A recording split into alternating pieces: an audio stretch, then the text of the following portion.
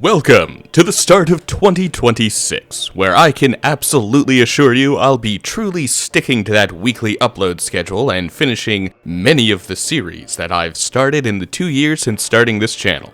Considering that this video was supposed to release 2 weeks ago, but got moved back this far because of the DS2 Pirate vs. Ninja video, I don't think trying to guarantee either of those two promises is anywhere within the realm of possibility for me. Today, we're finally finishing off my very first series, heading through the entire Souls series and Elden Ring with only claw weapons. In that case, without any further ado, let's get to the answering of today's query. Howdy, I'm Prakuza, and welcome to DevBox, where today we're here to ask the question, can we beat Demon Souls with only claws?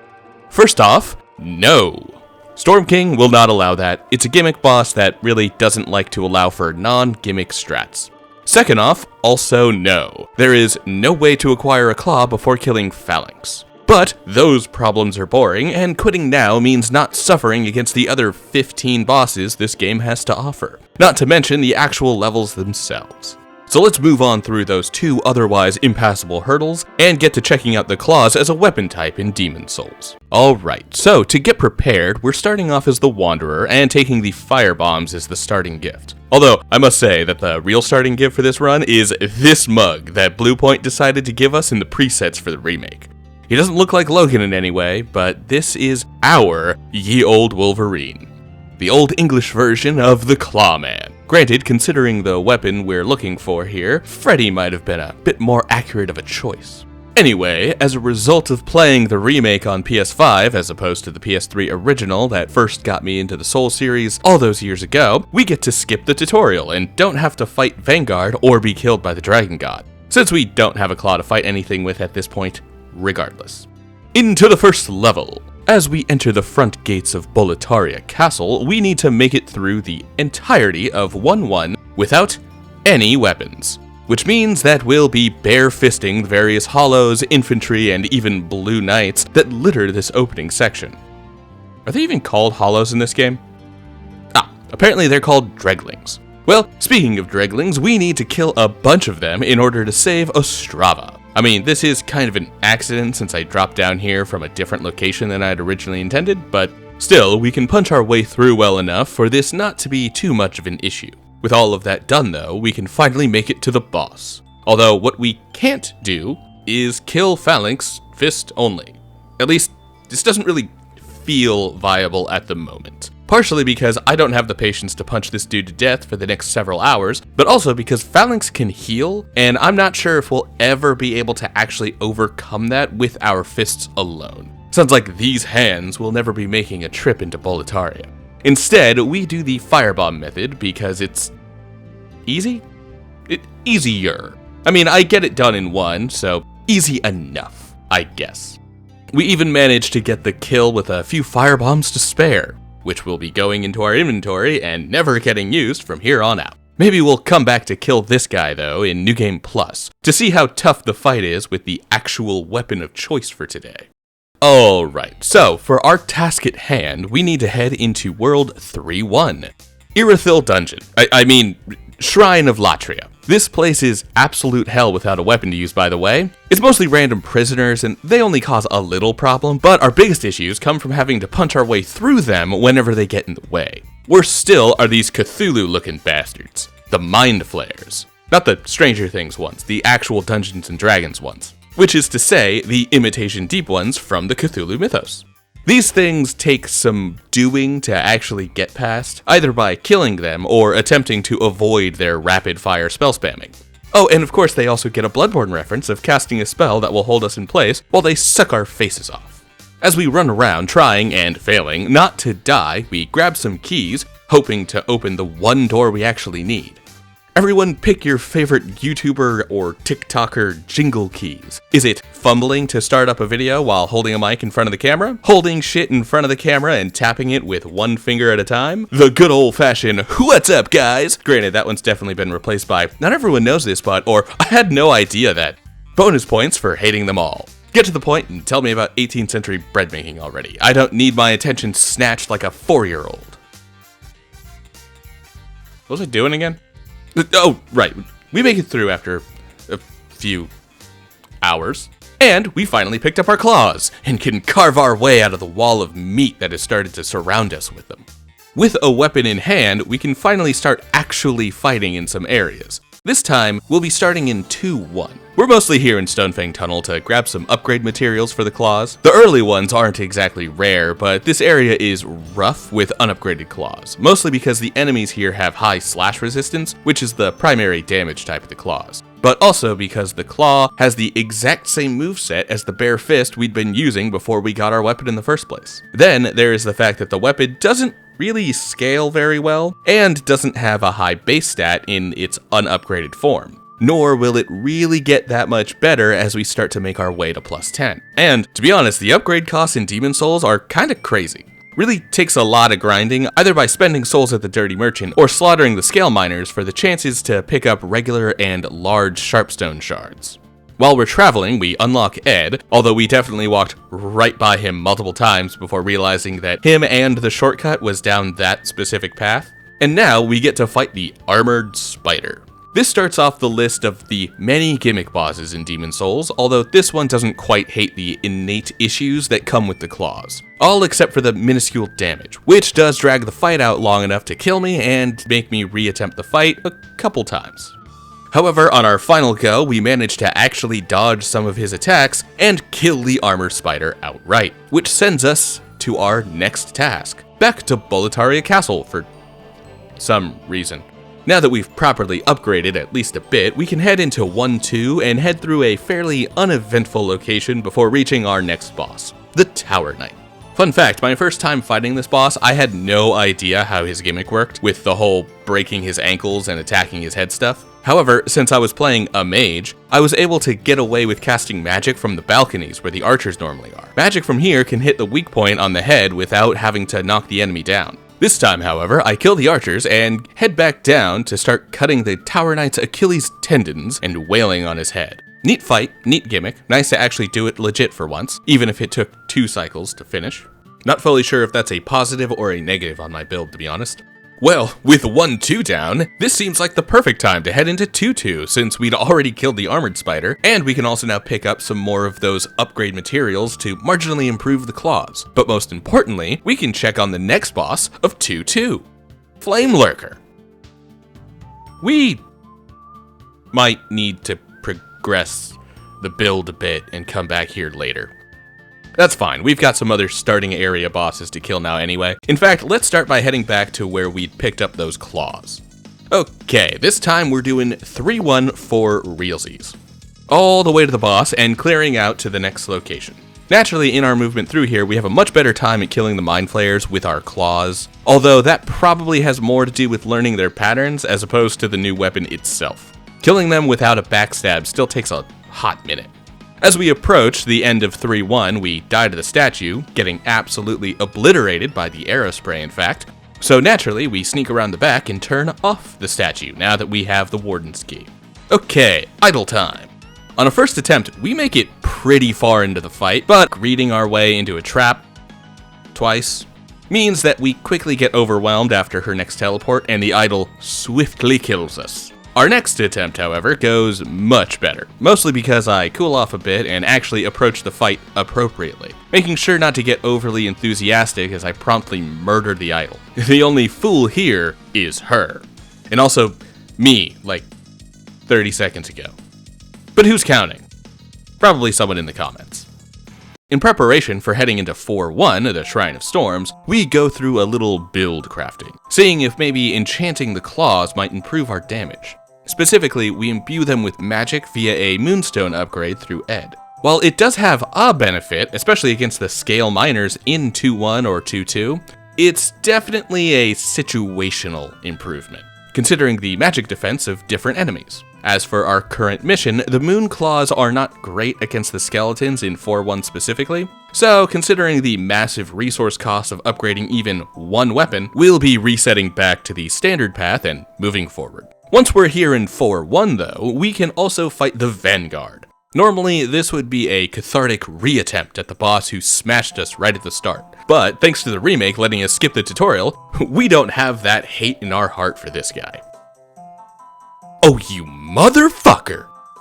Yeah, know your place. Anyway, the Adjudicator is easy. We don't have the DPS or stamina to down him in a single cycle. That or I don't have the strat or rhythm down. But honestly, I was surprised to get it done in 2 cycles. Like Tower Knight, I'm still not entirely sure if that's a pro or a con for the build, or if it's a pro or a con for my own lack of familiarity with this game. Alright, heading through 5-1, the first step into the Valley of Defilement. Side note, this was the first place I went to when first booting up the Demon's Souls remake after it came out. This was before this channel ever existed, by the way, and I immediately deleted it when I was promptly reminded that rushing through areas isn't a thing in Demon's Souls. These locations are way too narrow and way too packed with enemies that insta-stunlock me in order to rush through everything without much second thought. I was trying to rush for the Moonlight Greatsword. It was a poorly planned excursion. This is a lot more fun when actually fighting my way through here, but all we really care about here is the boss fight. In which case, it comes down to 3 things: Fire Hand, heal through the leeching, and kill before the Leechmonger can heal himself. As far as DPS is concerned, Claws might actually be somewhere between fine and maybe even goated. Like, I've definitely seen better damage on plenty of other weapons, but the speed of the combo really rewards my unyielding greed. Couldn't possibly run into trouble with these in the future, right? Well, now that we've taken out every area's first boss, it's time to head to the 2s, and we'll start with 3-2, for reasons that I didn't realize wouldn't be possible when I first got here. Anyway, let's kill the dudes channeling their magic and break the 2 chains in order to drop the heart. Another sick Bloodborne reference. Bluepoint really did their homework. On the way to the boss, we'll pick up the Gloom Knight armor because it makes me medieval Batman. No need to get into the weeds on how we got that armor, it simply happens. We'll need to get the Ring of Great Strength in order to wear it properly, but it's worth the effort. All we need to do is head back over to the Blue Dragon back in 1-1. His tail can sometimes be an issue, but he never even touches me on this attempt. Not sure if that's a blue point change, or if it's always been this easy to sneak in and pick up one of the items. But with our new gear, we challenge the Maneaters. Easily the hardest fight in the entire run. Yep, the rage peaks here, and it's for one reason. But let's split this into a rule of 3s. It's super jank, unpredictable, and the game cheats. Yeah, more often than not, my deaths here feel like they come down less to whether or not I was doing enough damage, or properly dodging, and more on whether or not the Maneaters simply decided that they were done fighting and would end me with a series of attacks that I could not recover from. Between the way they would clip straight from flying to slamming into the ground on the bridge, even if that ground was on top of a pillar, and the combos that could rush out with no cooldown while I'm still stuck on my back, I'm convinced that my success here wasn't my fault. I was completely up to the whims of RNG in this fight, and it wasn't until hours later that RNGesus would finally shine down upon me. Some ranged options like a bow or some sorcery might have turned this more in my favor, but for a melee-only run like this, the Maneaters feel as insurmountable of an obstacle as, well, we'll get there. Alright, time for our first archdemon, which I decided would be the Old Monk, so we could fight claw against claw. I was also hoping to earn the hat for killing him, but that requires killing someone else online in this fight. Considering that I really don't like the PvP in these games, I'd rather not engage in that. For one, I don't want to be the wall that stops another player from continuing forward, and 2, this would be extremely difficult with claw only, since everyone else would have a normal build to murder me with. So, we'll stay medieval Batman. Oh, and the NPC is easy. Was there ever any question there? Alright, with an archdemon killed, we can head into 1-3, mostly for a farming run, but we'll fight the boss here first. Before that, though, we need to hunt down the fat official that keeps trying to stop us at every turn. Get back here, you fat bastard! On our way, we save Astraea again. Can someone put a bell on this guy? I'm really worried about him getting lost in his own castle. Again. Anyway, back to the task at hand. I'm going to twist my claws through your insides. Get penetrated, nerd. Wait, that's my kill. How dare you? So, interesting note about the Penetrator, it turns out I can't always make contact on the boss with this weapon. Like, for whatever reason, the range of the claw is less than the difference in distance between Penetrator's collision and actual hurtbox. And dagnabbit, that makes for a long, drawn-out fight. I mean, I'm never in any real danger of losing, but it still turns an otherwise fun fight into quite the slog. Still, Artorias this dude is not, and we can mostly bait out some attacks that have him overextend enough to give us a few opportunities to properly punish. Either that, or we can do a running attack that jumps and extends far enough forward to actually land a hit.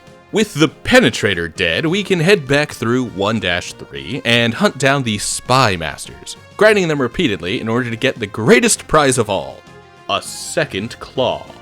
We do literally get every other drop they have like 10 times over before getting one extra claw, but who's complaining?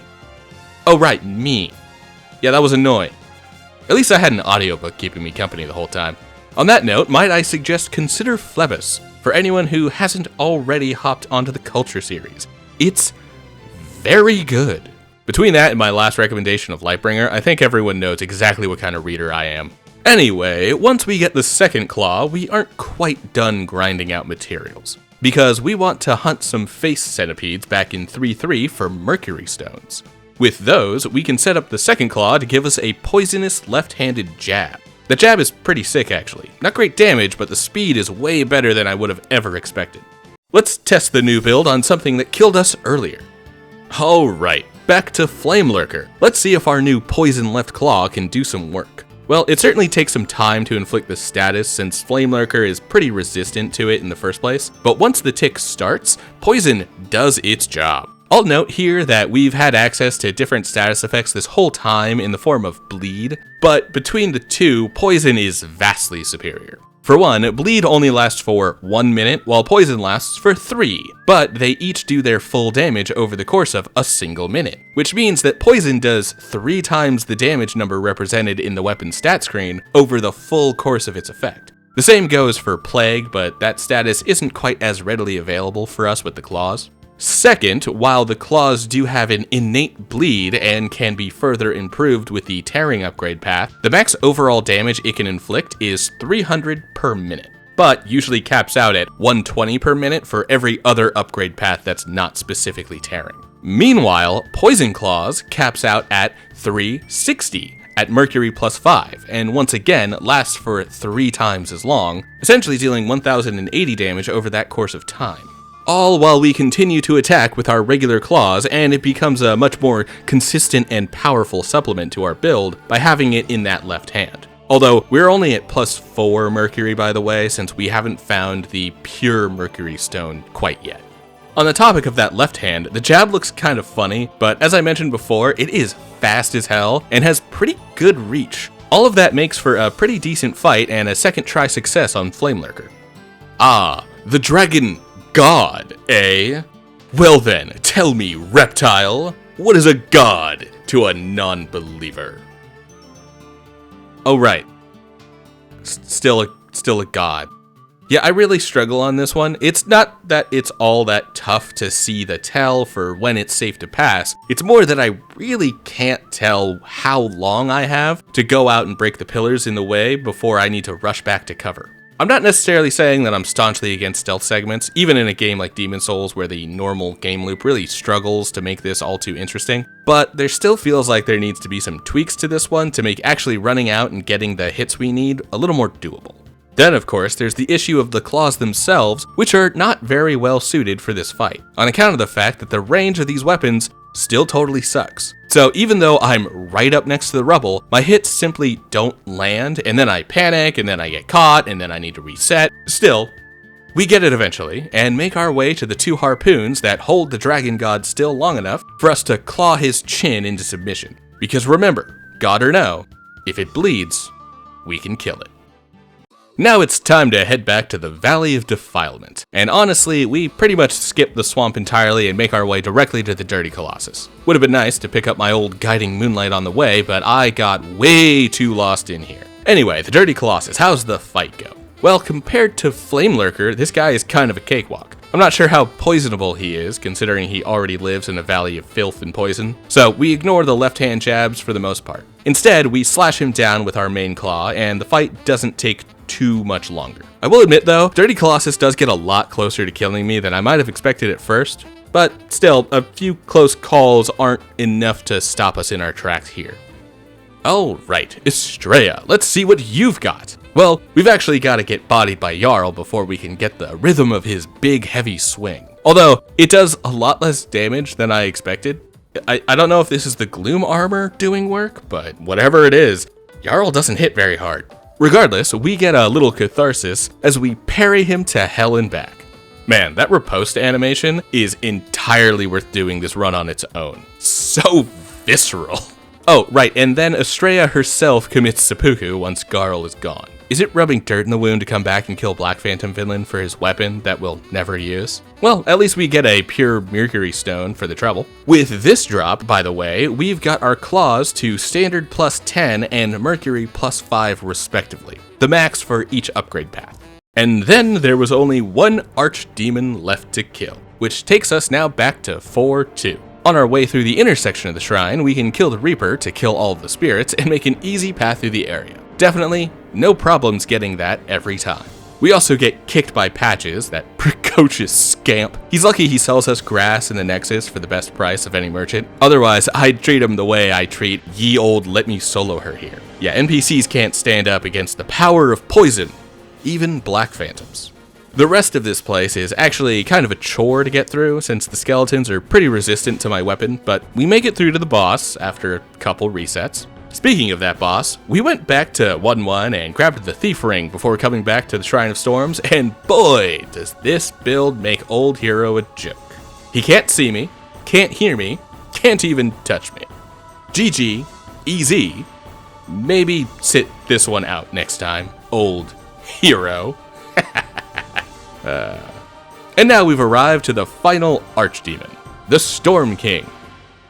Well, we can't quite reach it with claws, and not like a collision versus hitbox kind of thing this time. This requires some sort of ranged option to actually deal damage. In all fairness, the run ends here, with a big fat no on our question that brought us here in the first place. But that would make for a fun video, and I'm still itching for a good fight. So let's go ahead and pick up Storm Ruler so we can move on.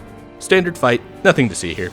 And finally, we've arrived to 1-4. Had to fudge it a little on 1-1 and 4-3, but other than Phalanx and Storm King, we were mostly able to make it through here with only the claws as our main weapon. Now, how does 1-4 of the Boletarian Castle actually go? Well, we really struggled to make it through the area at first. The 3 Black Phantoms at the very start cause a lot of issues, and I don't even get the Penetrator Sword because the Spear guy kills me before I can pick the weapon up. Not the worst thing ever, but still kind of disappointing as a classic RPG hoarder. Yeah, I'm that guy who ends the game with 55 Mega Elixirs in my inventory and still refuses to use them on the last boss because what if I need them later? Apparently there was a second one of those swords that I missed anyway, so I guess it's really not that big of a deal.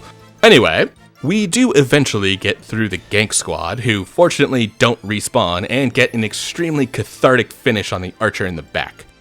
Once again, the riposte is worth any amount of gruff this run gave me, which wasn't as much as I was expecting, except for a few specific locations.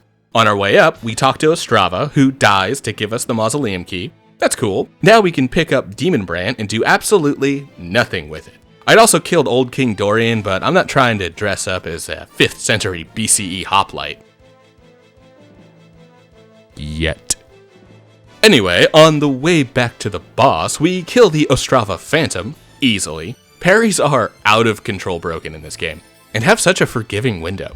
As a reward for beating Black Phantom Ostrava's nose in, we get the pretty rune sword that I used for my first ever playthrough of this game. Neat. Time for Old King Allant now. He beats the shit out of me.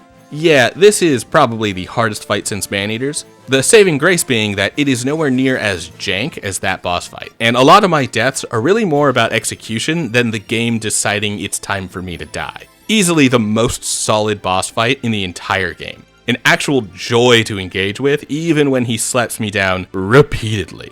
The run back sucks though. At least I get to yeet this one red-eyed knight. Get wrecked. Once again, the biggest issue with this fight is all in the way that the claws struggle to actually reach the boss, since the distance between the collision and the boss's hurt box is greater than the range of the claws again. So we're back to the penetrator wait and bait strats to try to hit him while he overextends. Some attacks hit, and some positioning can get a good strike, but not always. Interestingly, the headbutt, which is the fist weapon's version of a kick, does actually land, and it even deals damage. Nope, not touching that. I'll let one of the actual good runners try their hand at using the headbutt in any meaningful way. The poison claw jab, on the other hand, works pretty well without baiting or using running attacks though. That being said, the repeated jabs up at the much taller old King Allant makes me feel like a toddler trying to get my father's attention. Daddy, daddy, daddy, daddy, I want candy. Daddy, daddy, candy, daddy. But it certainly pays off in the end, as poison does the work we need to finish the fight. We even get this epic moment as the False King builds up his big wind AoE, only for the poison to finally do what poison does, and bring this king to his knees. And now, we can rush off to fight the true King Allant. GG, easy. I was honestly surprised that I was even able to hit him, but so glad that this went as easily as it did. Now, time to grab the good ending and let the Maiden in Black and Old One sleep, because the evil ending makes me feel absolutely terrible. It's so needlessly brutal and cruel, I hate saying it. Now, while that should be the end of things, I did promise to head into New Game Plus in order to kill Phalanx with our weapon of choice, and see how the claw works against this thing. I'm honestly not a huge New Game Plus fan as it turns out, and Demon's Souls is actually the one I find to be the least interesting or fun in the series. Shocking, I know, you'd think it would be DS2 since everything becomes so much harder and I already hate that game on a regular New Game cycle anyway. But no, DS2's is actually the best, because every arena and boss fight actually feels different from the original playthrough, and it gives a new sense of progression, where the previous knowledge of the game is tested against new enemy placements and some altered bosses. Something I really wish the rest of the series would do, rather than simply ratcheting up all the numbers and sending the player out to play the exact same journey again, but with their old gear. Still doesn't make DS2 good, for me, but it can be proud that it at least has the best New Game Plus in the series. That ain't nothing. Anyway, we're here to kill Phalanx with the claw and end the run. And now I've got a few final thoughts to leave y'all with. The claws are a strange weapon in Demon's Souls. Using the same basic moveset as regular fists, the claws could make a solid case for this to have become another These Hands video, but the game really isn't tuned to this specific weapon, or any in this type. It's almost like the sword game really wants people to use swords and spears and other stuff that actually has decent range, and makes better use of the Slayer of Demons' martial prowess. But then you miss out on these sick-ass riposte and backstab animations. They're so damn cathartic. Is it worth using in fights against bosses? No. But totally worth the effort against hollows and the like if you're good at getting parries, which naturally can be done with an empty left hand, or even a claw in that hand. Also, gimmicks like the Storm King really punches a challenge like this in the dick. Kinda wish there was a way around that without needing to hit the boss at range. Maybe a bow could be useful, but hey, that's a story for another time. See you soon. Hey, it's that time again. The end of the video where I invite folks to come check out the Patreon. Link in the description, and make good on the rewards for those currently pledged. Patreon members get early access to new content, and their names written in the credits at the end of videos. And those who pledge in the top tiers get their names read out loud. Like our DevBox designers, Genghis Braun, and our DevBox developers, Azul. Thanks for your support, and thanks for watching.